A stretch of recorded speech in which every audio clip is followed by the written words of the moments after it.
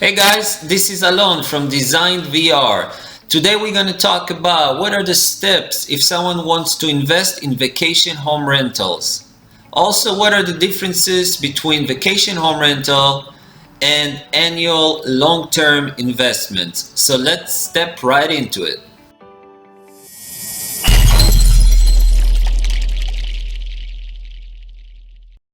When you're looking to invest in vacation rentals, there are a few steps to see if this is the right thing for you to do. In recent years, vacation rentals investment became more popular as Airbnb grew, a lot more people start using it, and annual rent investment returns drastically went down. Long-term investments are obviously still out there, very popular. The return in the past, when the market was increasing rapidly, the cap rates for investors were about 8%. At the very beginning, after the market fell, some people got 9-10%, depends if they use it with a management company or they manage it themselves. Right now, nowadays, we're in 2020, the market is much more difficult for long-term investments to make the same returns. So people start looking into the vacation rental market.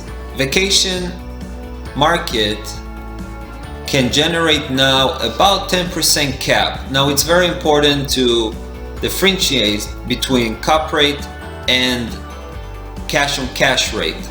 So if the cap rate is about, let's say 10%, the cash rate will be about 13-15%. Of course, it depends on different variables. It does depend where you buy the property. It's not every property that looks good, that might work for long-term investment, will work for vacation rentals. It's a different animal. Now, once you guys decided that this is right for you, you need to know how much money to put aside for the investment. And there are differences from this compared to long-term investments.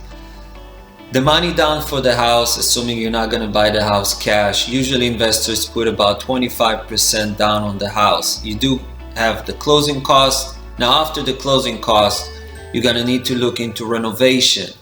Looking into vacation rentals, the renovations does have a lot of emphasis on quality and how the house will look on pictures when you're putting it on different sites, that people will get attracted to the pictures and gonna want to book with you.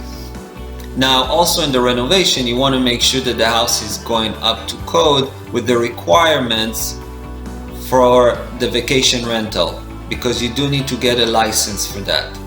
That has a cost as well, roughly about $800 for the first year. Now, up to code can be, example, if you have a pool, you need to put a fence around the pool. If you have amount of bedrooms, you need to put smoke detector in each bedroom. On the hallways, you need to put carbon monoxide. So you do have, and they need to be wired. They definitely need to be wired. So you do have additional costs to make sure that the house is up to code. Now, once the house is ready, you want to do the staging, you want to do the setup. The staging, it means to buy the furniture.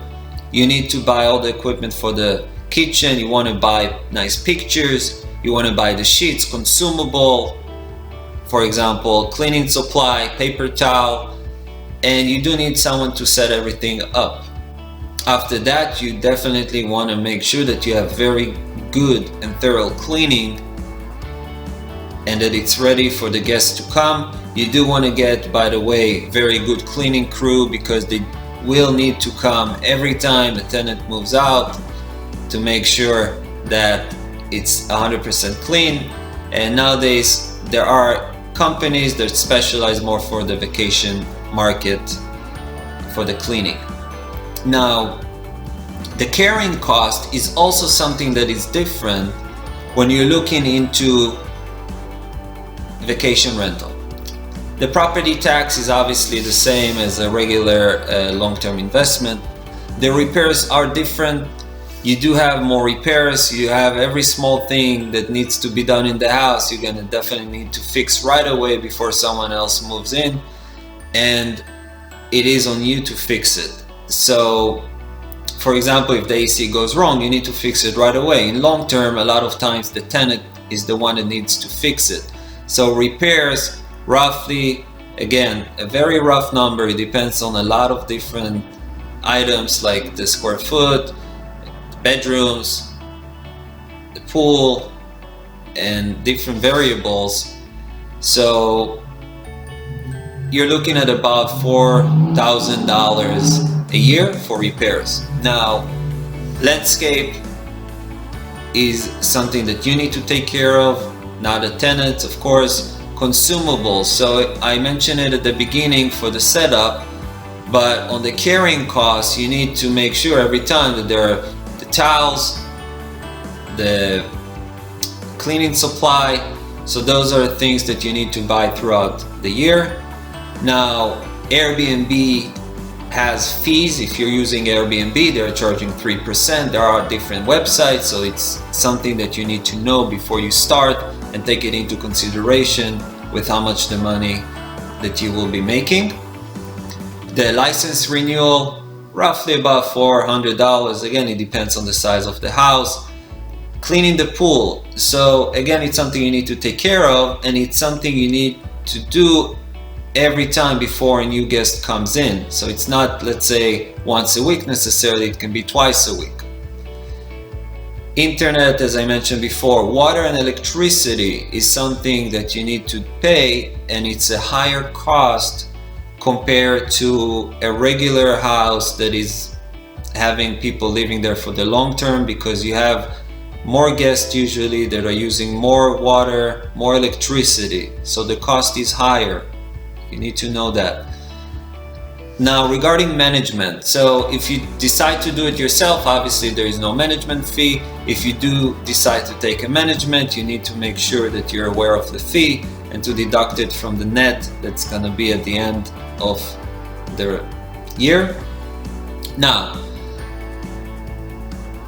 once you know everything and you decide that you do want to go ahead and this is the right thing for you, you want to buy a house, you need to find a good mortgage broker. I recommend usually contact 3 different brokers that are professional with vacation rental investments, that they can get you the best deals out there.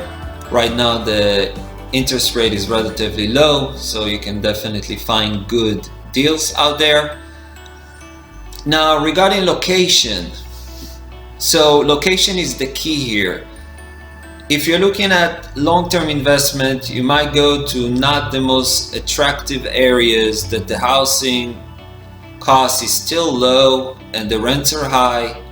When you're looking into vacation, you want to find a more prime location, a good area where tourists will go to. Again, you need to think about how to attract people to choose your house. So the best location is usually, let's say, close to the beach, or if you have areas that attract tourism to there, like festivals, casinos. So once you find a location, you need to look and see how many people actually go there. You want to know your occupancy rate. Usually you want to be around the 75% occupied throughout the year.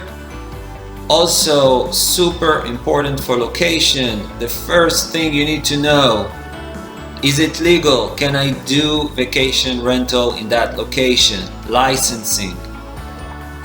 Don't just go to a house that looks nice and you know that people will go to, and then you're gonna find out that you can't get a license there because it's illegal, and you're gonna end up getting caught. You're gonna end up paying fees. So please guys, make sure that you do have the licensing, and whatever location you find, it's a good location. Now, after you do that, you do have another thing, and I did mention it before, is if you want to do it yourself or you want to hire a company. So when you do it yourself, obviously it's perfectly fine. A lot of people do it themselves. You're gonna need to give the house attention. You're gonna need to communicate with the people that are coming to make sure that they're happy. You're gonna make sure that the cleaning crew is there all the time. If something is wrong, it's gonna definitely consume your time. That's one variable. The other variable is pricing. If it's your first house, it's gonna be probably unlikely that you're gonna choose the perfect price for the house and how much you can rent it out on each day. So if you're gonna use a company, assuming it's a good company, they're gonna know how to maximize the profit. Now, if they do maximize the profit and they take their percentage, let's say 20%, 22%, some companies take 15%. Once they take their percentage, if they're maximizing the profit of the house, you might end up doing exactly the same as if you would have done it yourself. Sometimes they can do even better, but you don't need to have any headache with the property. You don't need to really worry about it too much. You're just gonna end up getting paid. So again, it depends how much again time you have on your hands, and if you're knowledgeable about pricing. And those guys are pretty much the steps about things to consider before getting into vacation home rental investments. If you have any questions, please feel free to leave a comment below and I'll get back to you. Thank you guys. Good luck.